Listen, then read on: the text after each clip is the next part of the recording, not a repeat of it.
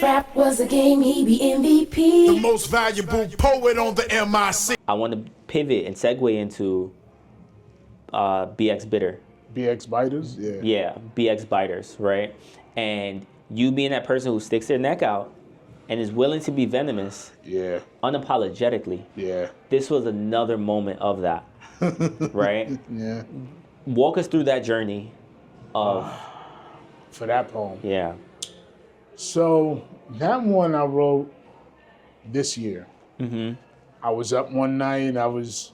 Sometimes like the way my thought process goes is like, for me, when I want to write like a regular poem or anything, sometimes I'll listen to freestyles Okay, that are very lyrical, sure. just to get the creative juices flowing, Man, you got the bars. The bars is there, always. not to take from other people, but just to get the thought process going. Yeah. The thought process. But for me, with that particular poem too, I knew I wanted it to be venomous. Mm-hmm. So I listened to disc records Okay. in the morning, and it was perfect. It was a lot of them since Kendrick and Drake. Mm-hmm. And then Joey versus the West Coast, Yeah. Joey Badass versus the West Coast. Mm-hmm. There's a lot of inspiration, and then watching battle rap. Okay. So it's like, okay, and I just started putting lines together and looking at the information that I got on him, started piecing it together. Let's see, I recorded that one. I'm trying to remember. I think I recorded that one back in June too. Mm-hmm. I think I did it all in one session. Okay. And the video for it is by the Big Pun mural. Yes.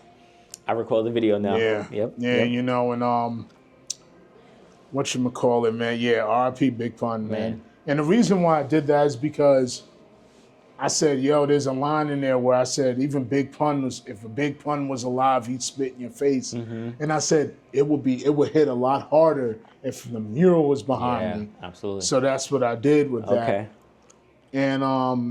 And you shot that again with who? Set the tone. Okay. So Shout you out to just them. continue to build. Yeah, with You're building, man. different platforms. And they did it with the black and white. Yeah. Was 'Cause- that your call? No, that's what.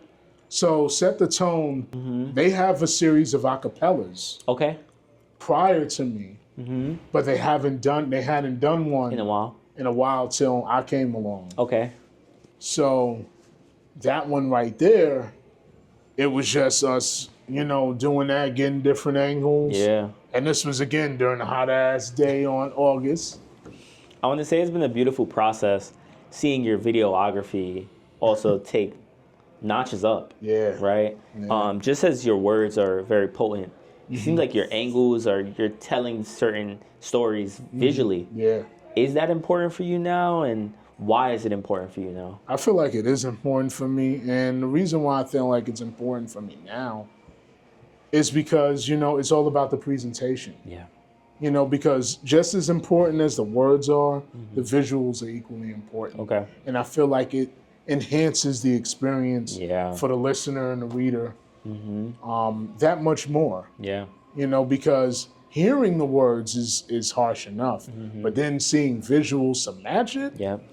ooh, it's equally Yeah, and man. it's the nail on the head. Yeah, it sure does. So for me, man, with that poem right there, I said this got to be like, all right, like you in a battle, like say you in a rap battle, Yeah. it's like round 2. This is usually where you up the ante a little bit. Yeah. And I'm like, okay, now I'm really gonna get personal with you. Okay. Now the gloves is coming off. Yeah, fully. Now you done called me a nigga. You You make it- sassy, coked up white Dominican. I'm dragging you to hell. That's essentially the type of time I was on. Yeah. I said, I'm gonna get your ass now. And I mean, you're getting the right people to support you at the same time. You're building new connections, new networks. You're getting great cinematography at it as well. And it's something that people can't refute because it's quality. It's quality material. Yeah. Right? And as you continue to collect heads, as you're killing people, right, with your sword, Allegedly. you then allegedly, there's somebody by the name of Richie Torres. Oh. Right? Had to get him. This is another one. You beheaded. Yeah. How did we get from just knowing of a person to then beheading them and having a feud per se? Okay. So there's this poem called The Gatekeeper, which is like the last one I did when I was going. I threw a light jab at Maurice on there. When it came to Richie Torres is known as a pro-Zionist supporter of Israel. Okay. Right? So he's been on the list for a long time. I just haven't gotten to him. You know, and a lot of people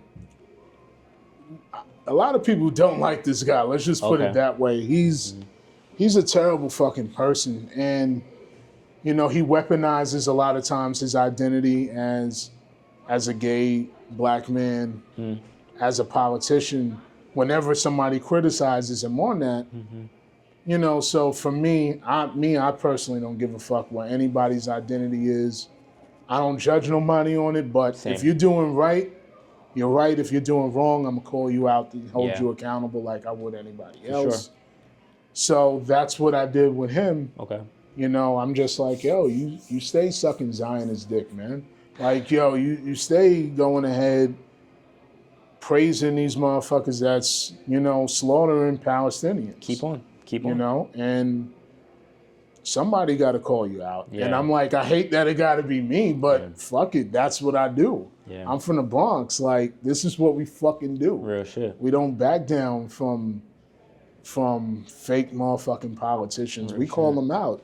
I'm trying to reinvigorate that energy again.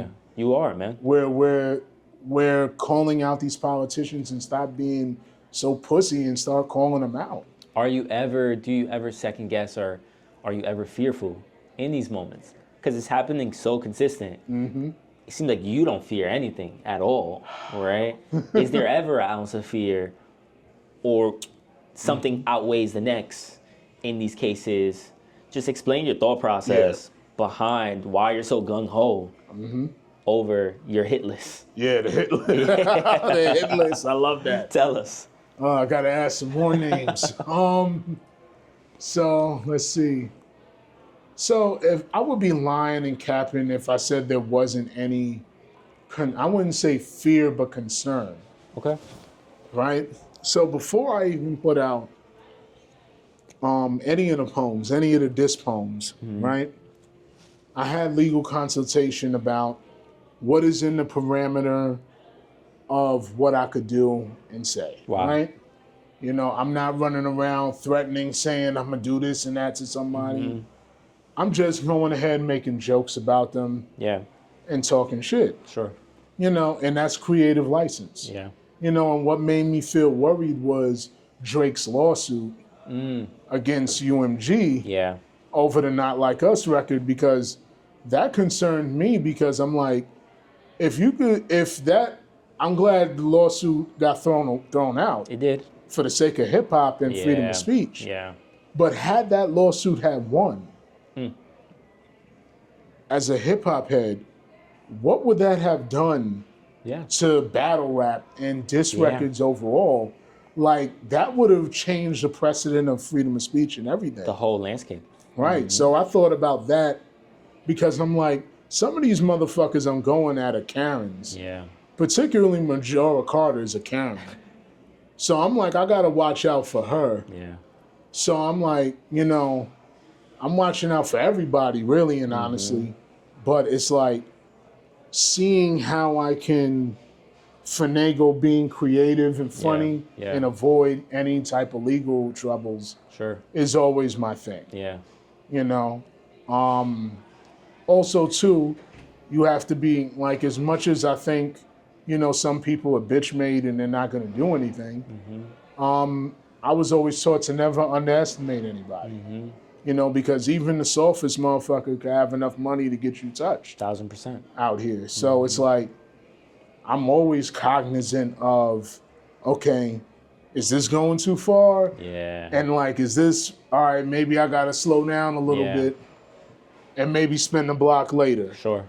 You know, so it's like, That's why I said to you, that's not the final version of Boogie Down Sellouts. Coming soon. Yeah, so, you know, because at that point in time, I wanted to do it right then and there, but I said, you know what?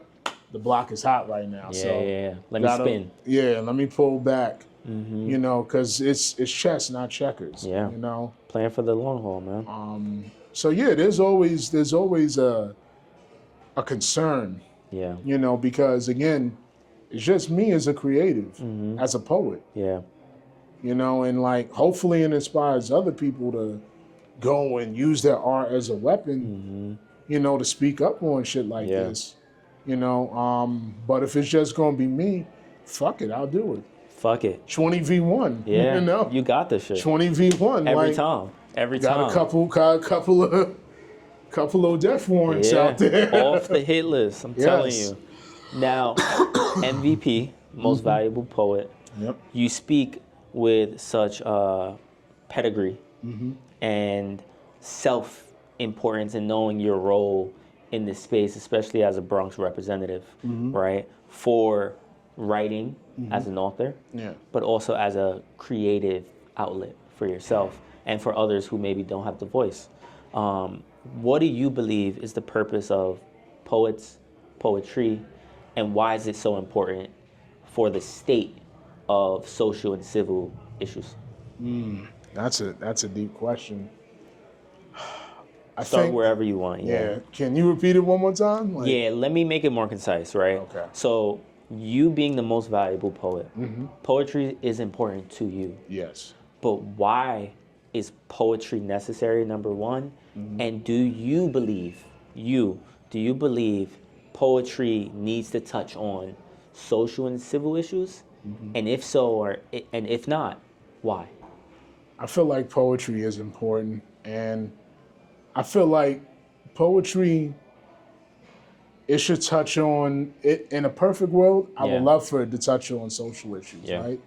Because, you know, Nina Simone, she had a saying that said that the artist is supposed to reflect the times, something to that nature. Yeah. And I feel like, you know, poetry is one of the purest art forms of self-expression. You know, I look at it like this.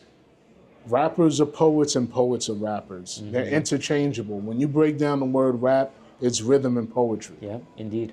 Because you're using words to paint pictures for people to understand how you feel and where you're coming from and what you've been through.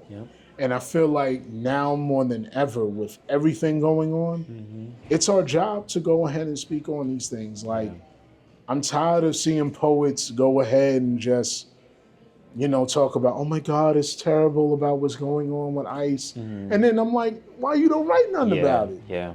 You know? Don't be the guy that I was referencing earlier, that I gave the idea for the MTA Oh, poem. yeah, exactly. And he did doesn't nothing. want to do it because he's like, I'm not an activist rapper like that. That sounds like impact to me, though. What? Your direction Yeah. of speaking on these things, Yeah. right? Yeah. It's not placating at all. It's speaking on what needs to be spoken on. Right. And I think what it is that a lot of people, they don't practice, they don't write what they really live. You know, they it's kind of like how in hip hop you'll say somebody's a studio gangster. Yeah. Some people are studio activists.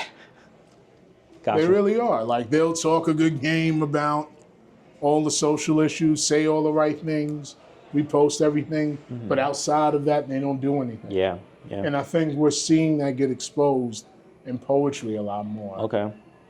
Because poetry is a very cliquish community. And, you know, like, to not go too far back, but to your point about the backlash a little bit, Okay. is like, you know, one of the things I always thought in the back of my head is, damn, if the people that are organizing these open mics are cool with the people I'm going at, suppose they try to blackball me. Yeah. That's a concern Yeah. I do have in the back of my mind, you know, which is why I said, all right, I'm gonna go and do the video visuals and everything. You know, because with an open mic, you gotta wait hours to go perform. Yeah, Shit. it takes a while. Yeah, you gotta wait Yeah, after 10 people to go Yeah. fucking perform. it's know? definitely. But you're creating your own pathway for Yeah. to keep your voice strong. Yeah. Right. In case people do try to close doors, you're creating new pathways for poets by using certain platforms that other poets haven't really touched. Yeah. Even like block work. Right. Yeah. So you've touched. We don't even have to go into that, Yeah, but let's- you've touched so many other platforms, which are opening avenues for yourself and maybe future poets.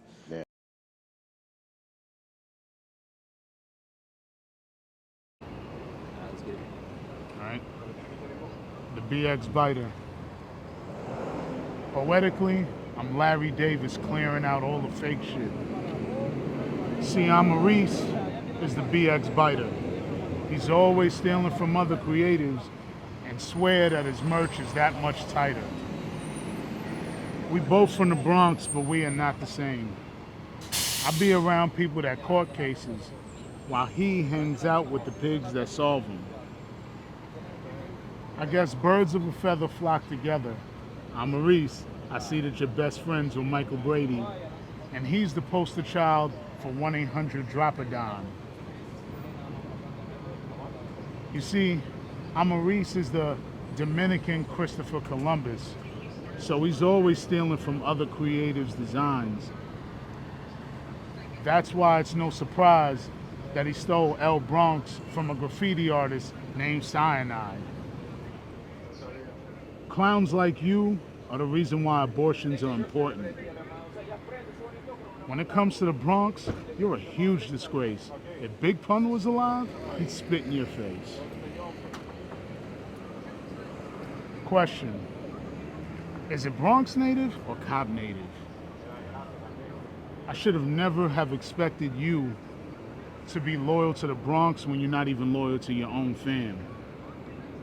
During the pandemic, you was out here finessing the hood with that GoFundMe to get those 60 bands. It's pathetic how when your best friend had COVID, you abandoned him and was sailing on a yacht right after you was begging for black people not to loot and burn down your shop. The whole hood know that you a pretty hoe. First you was Keith Rubenstein's bitch, and now you with Thomas Ramos. How is he a mentor to our kids when he's really a lame? And he don't even own his own shop's logo or even its name. Man, listen, y'all can add Silver Dread. I might not be great at playing cards, but I'm excellent at pulling. BX Biter, MVP, most valuable poet. I'm out.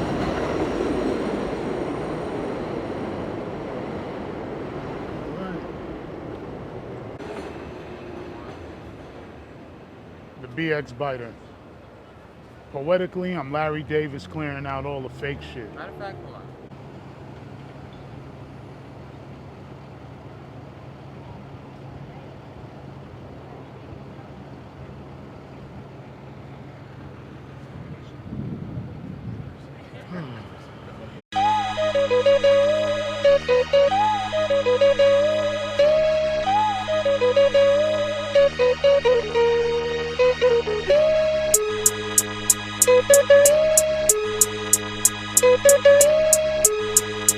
Thank you.